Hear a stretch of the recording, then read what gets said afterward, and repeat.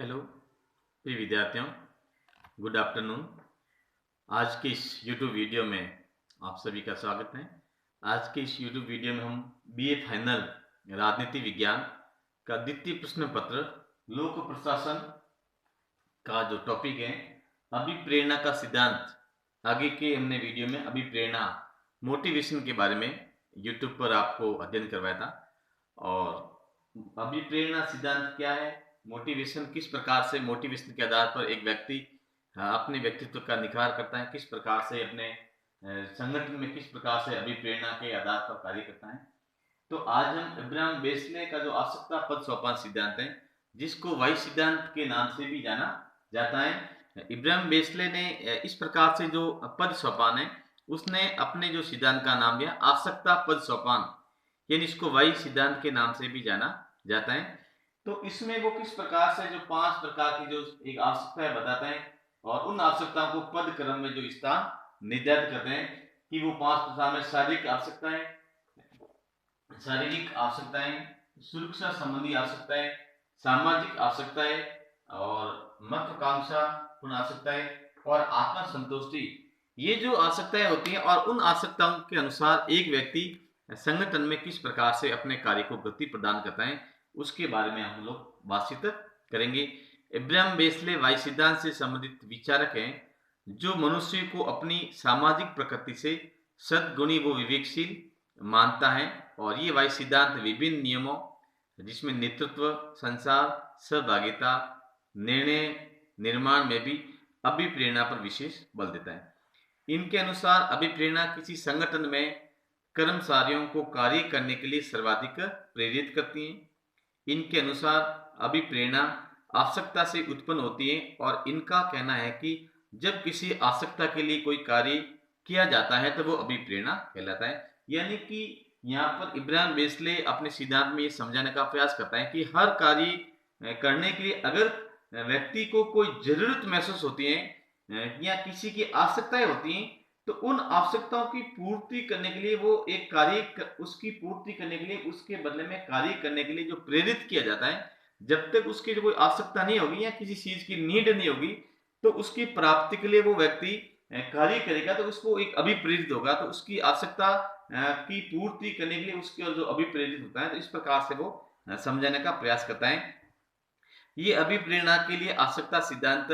को प्रस्तुत करता है और इन्होंने कुछ पुस्तकें भी लिखी थी जिसमें मोटिवेशन एंड पर्सनैलिटी और द साइकोलॉजिकल साइंस,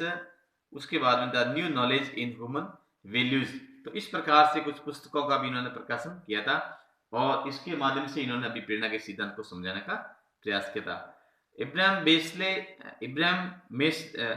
मेस्लो अपने आवश्यकता पर सोपान सिद्धांत की निम्नलिखित कुछ मूल मान्यताएं होती है, उस मूल मान्यताओं के आधार पर कहता है कि मनुष्य की अनेक आवश्यकताएं होती है। वो कहता है कि मनुष्य जब जन्म लेता है तो जन्म के साथ साथ में उसके हर विकास क्रम में अलग अलग आवश्यकताएं महसूस होती हैं और ये आवश्यकताएं मनुष्य की कार्य करने के लिए प्रेरित करती हैं और इन आवश्यकताओं के आधार पर व्यक्ति कार्य करने के लिए प्रेरित होता है। जिस प्रकार से एक जो बेरोजगार होता है उसको जॉब की जरूरत होती है या उसे कोई भी कंपटीशन के लिए प्रयास करना पड़ता है तो उसके लिए वो तैयारी करता है और ये कंपनी अपने जिस पीक पॉइंट पर पहुंचने के जो उद्देश्य बनाता है उसकी जो आवश्यकता महसूस होती है समय के साथ साथ में, तो उसी प्रकार से वो अभिप्रेरित करते हैं और उसके माध्यम से जो उनके कर्मचारी होते हैं वो अभिप्रेरित होते हैं। संतुष्ट आवश्यकता मनुष्य को कार्य करने के लिए प्रेरित नहीं करती हैं, बल्कि असंतुष्ट आवश्यकता मनुष्य को कार्य करने के लिए प्रेरित करती हैं। मेस्लो कहता है कि अगर व्यक्ति का जीवन संतुष्ट है तो ऐसी स्थिति में उसके लिए कोई कार्य करने के लिए प्रेरित नहीं होगा। अगर कोई व्यक्ति संपन्न है तो संपन्न होने के आधार पर उसे किसी चीज की महसूस नहीं होगी या किसी नीड की नहीं लगेगी या कोई जरूरत नहीं महसूस होगी। लेकिन अगर कोई प्राणी असंतुष्ट है तो उसकी आवश्यकताओं के लिए वो प्रेरित होता है। इस प्रकार से वो कहता है पद सोपान क्रम की हम बात करते हैं तो उसमें 5 प्रकार के जो पद सोपान क्रम के बारे में इब्राहिम बेस्ले बनाने का प्रयास करता है बताने का। वो कहता है कि एक तो शारीरिक आवश्यकता होती है, ये पद सोपान जो कर्म होता है उस कर्म में जो पहली आवश्यकता होती है तो मनुष्य की जो शारीरिक जो आवश्यकताएं होती हैं उस आवश्यकता के बारे में हम कहते हैं कि मेन जो आवश्यकता होती है जैसे रोटी है, कपड़ा है, और भोजन, ये व्यक्ति के जीवन जीने से संबंधित जो महत्वपूर्ण आवश्यकता होती है। तो अगर कोई व्यक्ति भूखा है या उसे भोजन की तलाश में, तो उसके लिए व्यक्ति रोटी, कपड़ा, उसकी जो मेन आवश्यकता है, उसके बाद में आता है रोटी, कपड़ा, मकान, आवास, है ना, आवास। तो भोजन के लिए, ठीक है ना, शरीर के अंग को ढकने के लिए वस्त्र की आवश्यकता होती है और रहने के लिए आवास की आवश्यकता होती है। तो इस प्रकार से हम पद सोपान जो क्रम में कहते हैं, तो सबसे जो पहला जो हमारा आता है वो पद सोपान जो आता है कि व्यक्ति की शारीरिक आवश्यकताओं की पूर्ति किस प्रकार हो, और सबसे जो उच्च स्थान होता है वो होता है आत्म संतुष्टि की हो। तो ये जो पद सोपान जो क्रम में, इस पद सोपान क्रम में बेसले समझाने का प्रयास करता है। शारीरिक आवश्यकता के बारे में बेसले कहता है कि बेसले इसमें मेसले के अनुसार वो कहता है कि शारीरिक आवश्यकताओं में मूलभूत जो आवश्यकता होती है वो मनुष्य के लिए भोजन की आवश्यकता है, कपड़ा की आवश्यकता है या आवास की आवश्यकता है। तो मनुष्य की जो प्राथमिक आवश्यकताएं जब पूरी हो जाती हैं, तब वो उसकी, जब इसकी ये आवश्यकताएं पूरी हो जाती हैं, तो वो व्यक्ति इसके कार्य के प्रति प्रेरित नहीं रहता है। उसके बाद में जो दूसरी प्रकार की जो आवश्यकता है वो मनुष्य की प्रारंभ हो जाती है, उसकी यात्रा वो प्रारंभ हो जाती है। अब जैसे किसी व्यक्ति को जैसे पर्याप्त मात्रा में भोजन मिल रहा है, उसको पहनने के कपड़े और रहने की आवास है, तो उसकी जो नेक्स्ट जो आवश्यकता होगी, उसका जो पद सोपान करूंगा, वो व्यक्ति की होगी सुरक्षा की जो भावना होगी व्यक्ति में प्राप्त होगी कि जब मनुष्य की शारीरिक आवश्यकताएं पूरी हो जाती हैं, तो शारीरिक आवश्यकताएं उसे प्रेरित नहीं करती क्योंकि वो तो पूरी हो जाती है, लेकिन सुरक्षा संबंधी जो आवश्यकता होती है वो उसे प्रेरित करती है। वो सुरक्षा संबंधी आवश्यकताओं में जैसे नौकरी है, निश्चित वेतन जो प्राप्ति है। अब जैसे वो चाहता है कि उसकी जो जीवन यापन करने में जिस प्रकार से वो जहाँ पे रोजगार कर रहा है या कार्य कर रहा है, तो वो चाहता है कि उसकी जो कार्य है वो निश्चित हो, उसका जो वेतन है वो समय समय पर मिलता रहे, और उसकी जो जॉब की जो सिक्योरिटी है वो निश्चित रहे, जिससे इसकी आवश्यकता प्रेरित हो जाती है। उसके बाद जब ये उसकी सुरक्षा संबंधी आवश्यकताएं पूरी हो जाती है, तो तीसरी उसकी आती है सोशल रेस्पॉन्सिबिलिटी के आधार पर जाता है, या सामाजिक जो संबंधी आवश्यकता होती है। कि जब सुरक्षा संबंधी आवश्यकता की पूर्ति हो जाती है, तो ऐसी स्थिति के बाद में सामाजिक व्यक्ति अधिक से अधिक सामाजिक संबंध बनाने का प्रयास करता है। वो चाहता है कि उनकी समाज में एक अच्छी इमेज हो, अच्छी पहचान हो, तो उसके लिए उसकी आवश्यकता है वो सामाजिक संबंधों को, एक सामाजिक संबंधों में मधुरता लाने के लिए उसकी आवश्यकता महसूस होती है। और वो सामाजिक, कोई भी सामाजिक कार्यक्रम होता है, उस कार्यक्रम में जाने का प्रयास करता है। उसके बाद में सामाजिक कार्य द्वारा विभिन्न प्रकार के जो धार्मिक संगठन है या जन कल्याण या जनहितों से संबंधित कोई भी क्लब बनाए जाते हैं, तो उस क्लब में वो जाने के प्रेरित होता है, और उसमें हो सकता है कि अपनी ओर से कुछ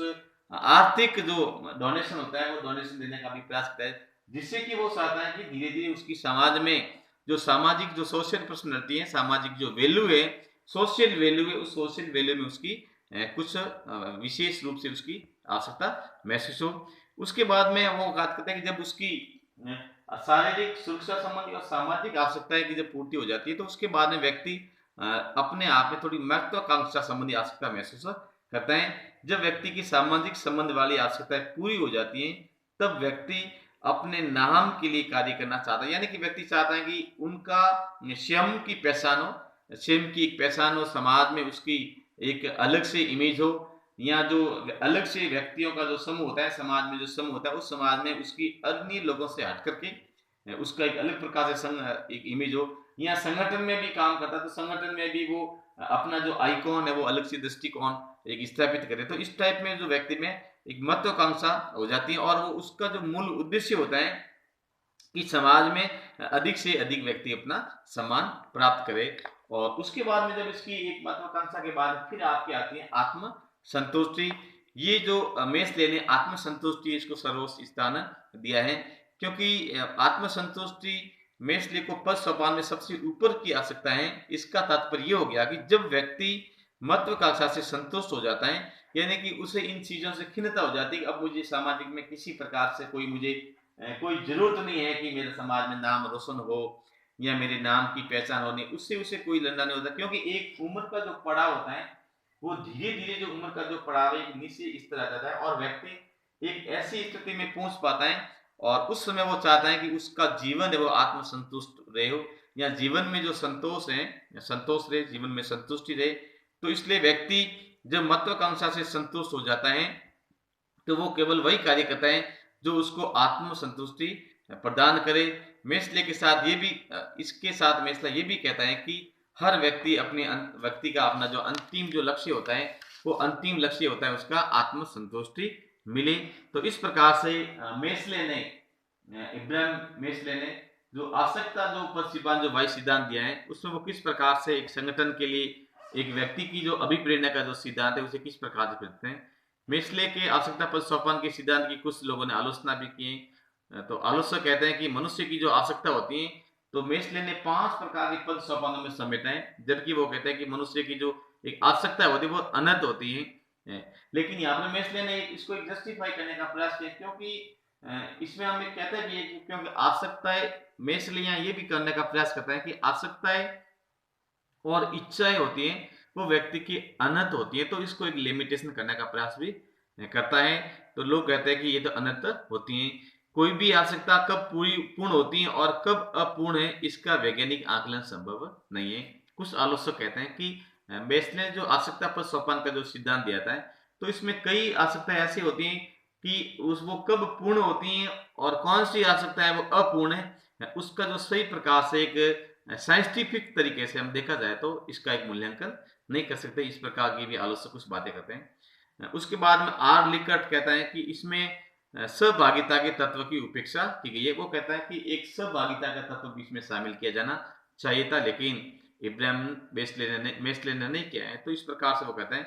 लेकिन इन सब बातों के या आलोचनाओं के बावजूद भी हम कह सकते हैं कि मेस्ले का जो सिद्धांत है ये इसका बहुत ही महत्वपूर्ण है। ये संगठन से अधिक व्यक्तियों पर बल देता है और जो संगठन की जो वाई सिद्धांत है इसको एक नई दिशा भी प्रदान करता है। हार्ट्ज़बर्ग का विचरण का जो सिद्धांत है, एडल्फर का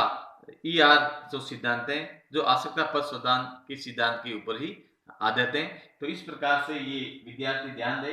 अभिप्रेरणा का जो सिद्धांत है, इसमें अभिप्रेरणा के सिद्धांत में इब्राहिम जो मेस्ले का जो सिद्धांत है, आवश्यकता पर सोपान का जो सिद्धांत है, या इसको वाई सिद्धांत के नाम से भी जाना जाता है। कई बार ये कहता है कि वाई सिद्धांत अभिप्रेरणा में किसने दिया था, तो इब्राहिम मेस्ले ने इसका सिद्धांत दिया था। धन्यवाद।